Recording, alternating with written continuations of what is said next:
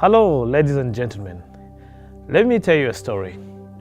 Today, my story is about challenges of switching languages for education and working.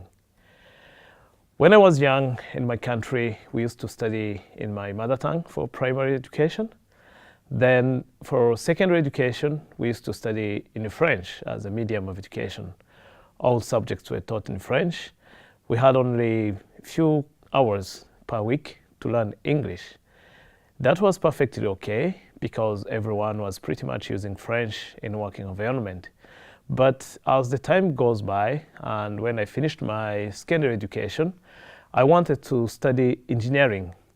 There weren't many possibilities to study engineering subjects in my country, so I needed to look for universities abroad. India was one of the countries where they had quality education at reasonable prices. But there was a challenge there because their language of instruction was English. All subjects were to be taught in English. Even though I didn't have enough knowledge in English, I thought probably I could manage to study in English. So I managed to get a position to study in India, and I started working on how I should learn English so that I can use it for my education.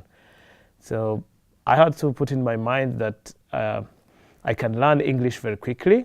So I had an affirmation, no matter what happens, I have to learn English and learn it really quickly. So what would be the strategy for me to learn English quickly? So I decided to take intensive course. I started taking courses in Rwanda. But when I arrived in India, I also went on taking intensive courses because by the time I arrived, I was already 1 week within the semester. And also, as those who've been studying for a while know that learning gets much easier when you learn together with others. So I was learning with other foreigners, mostly from my country, who didn't know much English like me. I was also engaging with Indian peers because they knew much better English, especially in the engineering subjects. So I kept on doing this intensive course, learning together with others and engaging with my peers. On top of that, I had to get supplement for improving my English. So I was watching English films, English movies, watch news on TV, read English newspapers, and I was doing this continuously.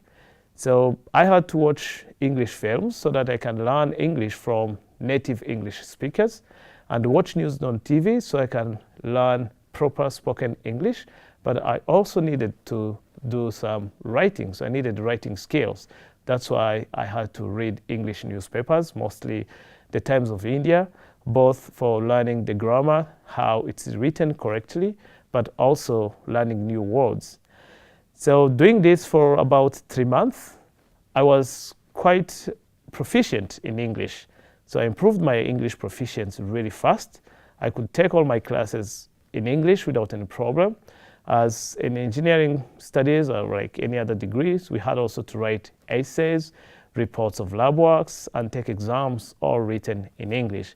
So in the end, my effort have paid because I managed to graduate with good grades using English in daily life everywhere. And as of now, actually, I'm also using English. So it was very important to know the problem, the right problem from start, where the problem was to master English as a language for education. Then I had to devise a strategy. If I need to learn English really fast, what do I have to do?